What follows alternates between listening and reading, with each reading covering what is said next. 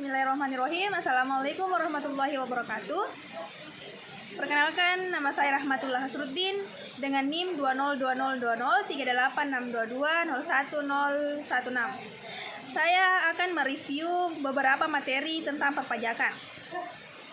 Pembahasan yang pertama yaitu kepatuhan pajak lanjutan, kedua pajak penghasilan, ketiga pajak penghasilan lanjutan, keempat pajak penghasilan daerah, dan kelima pajak penghasilan negara. Pertama, kepatuhan pajak lanjutan. Kepatuhan wajib pajak dapat didefinisikan sebagai keadaan yang mana wajib pajak memenuhi segala kewajiban perpajakan dan melaksanakan hak perpajakannya. Kepatuhan wajib pajak yang dimaksud adalah sebagai berikut. Yang pertama, tepat waktu dalam menyampaikan SPT selama 2 tahun terakhir untuk semua jenis pajak. Kedua, wajib pajak tidak memiliki tunggakan pajak untuk seluruh jenis pajak yang ia tanggung. Yang ketiga, jenis pajak tidak pernah dihukum karena melakukan tindak pidana dalam hal perpajakan selama 10 tahun terakhir. Yang keempat, wajib pajak menyelenggarakan pembukaan selama 2 tahun terakhir karena wajib pajak pernah dilakukan pemeriksaan. Dan yang terakhir, koreksi atas pemeriksaan pajak terakhir. Masing-masing jenis pajak yang terutang paling maksimal 5% nilai koreksi. Selanjutnya, kepatuhan wajib pajak dibagi menjadi 2. Yang pertama, faktor internal. Faktor internal merupakan faktor yang berasal dari diri wajib pajak sendiri dan berhubungan dengan karakteristik individu yang menjadi pemicu dan menjalankan kewajiban perpajakannya. Misalnya sikap, norma subjektif, dan kontrol keperilakuan. Kedua, faktor eksternal. Beberapa dalam faktor internal, faktor eksternal adalah berbeda dengan faktor internal. Faktor eksternal adalah faktor yang berasal dari luar diri wajib pajak, seperti situasi dan lingkungan di sekitar wajib pajak, atau Fuadi dan Mangoting 2013. Penyebab tingkat kepatuhan yang masih rendah tidak selalu sama untuk setiap daerah atau wilayah. Selanjutnya, ciri-ciri yang terdapat dalam pajak. Pajak dipungut oleh negara. Yang pertama itu pajak dipungut oleh negara baik oleh pemerintah pusat maupun pemerintah daerah berdasarkan undang-undang serta aturan pelaksanaannya.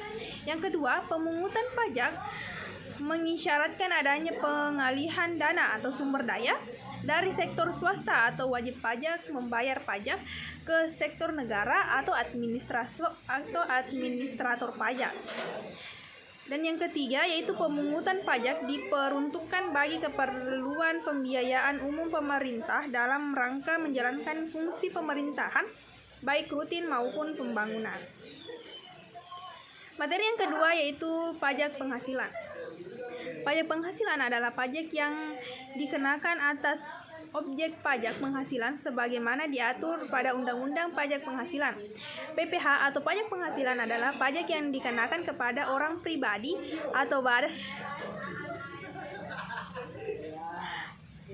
Soge, jangan keluar. PPh atau wajib pajak menghasilkan. PPh atau pajak penghasilan adalah pajak yang dikenakan kepada orang pribadi atau badan atas penghasilan yang diterima atau diperoleh dalam satu tahun pajak. Penghasilan yang dimaksud dapat berupa keuntungan usaha, gaji, honorarium, hadiah, dan lain-lainnya. Selanjutnya, subjek pajak. Adapun sesuai dengan Undang-Undang Nomor 36 Tahun 2008 yang menjadi subjek pajak adalah sebagai berikut. Yang pertama, subjek pajak pribadi, yaitu orang pribadi yang bertempat tinggal di Indonesia. Orang pribadi yang berada di Indonesia lebih dari 183 hari dalam jangka waktu 12 bulan. Atau orang pribadi yang dalam satu tahun pajak berada di Indonesia dan mempunyai niat untuk bertempat tinggal di Indonesia. Yang kedua, subjek pajak harta warisan belum dibagi, yaitu warisan dari seseorang yang sudah meninggal dan belum dibagi tetapi menghasilkan pendapatan, maka pendapatan itu dikenakan pajak.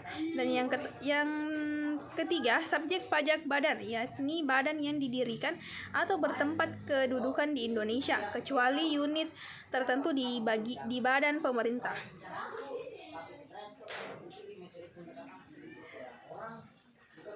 Selanjutnya, kemudian setelah mengetahui siapa saja yang menjadi subjek pajak penghasilan, maka kita juga perlu tahu siapa sajakah yang termasuk kriteria bukan subjek pajak. Sesuai dengan Undang-Undang Nomor 17 Tahun 2000, berikut merupakan subjek pajak. Yang pertama, Badan Perwakilan Negara Asing. Yang kedua, pejabat perwakilan diplomatik dan konsulat atau pejabat lain dari negara asing, dan orang-orang yang diperbantukan kepada mereka yang bekerja pada dan bertempat tinggal bersama mereka dengan syarat bukan warga negara Indonesia atau WNI, dan negara bersangkutan memberikan perlakuan timbal balik. Yang ketiga, organisasi internasional yang ditetapkan oleh keputusan Menteri Keuangan dengan syarat Indonesia ikut dalam organisasi tersebut, dan organisasi tersebut tidak melakukan kegiatan usaha di Indonesia. Contoh WTO dan FAO. Selanjutnya, pajak perwakilan organisasi internasional yang ditetapkan oleh keputusan Menteri Keuangan dengan syarat bukan WNI dan tidak diperoleh penghasilan dari Indonesia. Materi yang ketiga yaitu kepatuhan pajak lanjutan. Secara keseluruhan, target penerimaan negara dikoordinasikan oleh Kementerian Keuangan dengan Badan Kebijakan Fiskal Unit Eselon 1 di Kementerian Keuangan sebagai koordinatornya. Penerimaan negara bukan pajak atau PNBP dihitung dan disusun proyeksinya oleh Direktorat Jenderal Anggaran atau DJA. Sedangkan penerimaan negara terkait dengan cukai dan pajak perdagangan internasional dilakukan oleh Direktorat Jenderal Bea dan Cukai. Dan terakhir, tentu saja perhitungan dan penyesuaian penerimaan negara sektor perpajakan dilakukan oleh Direktorat Jenderal Pajak. Selanjutnya, materi keempat yaitu pajak penghasilan daerah. Pajak daerah adalah salah satu sumber pendapatan daerah atau APBD yang penting untuk membiayai pelaksanaan pemerintahan daerah dan pembangunan. Pajak daerah adalah iuran wajib terutang yang dilakukan oleh wajib pajak oleh pribadi atau badan kepada daerah tanpa imbalan langsung yang seimbang. Pemungutan pajak daerah dapat dilaksanakan berdasarkan peraturan perundang-undangan yang berlaku. Fungsi pajak daerah ada 4, yaitu fungsi anggaran, fungsi mengatur, fungsi stabilitas, dan fungsi retribusi pendapatan. Pajak daerah ditetapkan oleh pemerintah daerah dengan peraturan daerah. Wewenang pemungutan pajak dilaksanakan oleh pemerintah daerah dan hasilnya digunakan untuk membiayai pengeluaran pemerintah daerah dalam menyelenggarakan pemerintah dan pembangunan. Pajak daerah ini berlaku pada provinsi dan kabupaten atau kota. Pengalokasian pajak daerah digunakan untuk kepentingan umum dan sebesar-besarnya untuk kemakmuran rakyat, seperti pembangunan jalan, jembatan, pembukaan lapangan kerja baru, dan lain-lain. Materi yang terakhir yaitu pajak negara. Pajak negara atau pajak pusat merupakan pajak yang dipungut oleh pemerintah pusat dan digunakan untuk membiayai seluruh kebutuhan rumah tangga. Pemungutan pajak negara memiliki tujuan untuk pemerataan penghasilan bagi pemerintah daerah di Indonesia. Jenis-jenis pajak negara ada 6. Yang pertama, pajak penghasilan atau PPH, pajak pertumbuhan nilai, bea menteri, bea cukai, pajak bumi dan bangunan atau PBB, bea perolehan hak atas tanah dan bangunan atau BPHTB.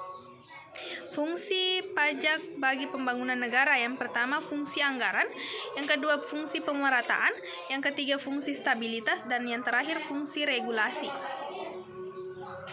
Mungkin itu saja yang dapat saya sampaikan. Kurang dan lebihnya mohon dimaafkan. Thank you for nice attention. Saya Rahmatullah Hasruddin. Terima kasih. Wassalamualaikum warahmatullahi wabarakatuh.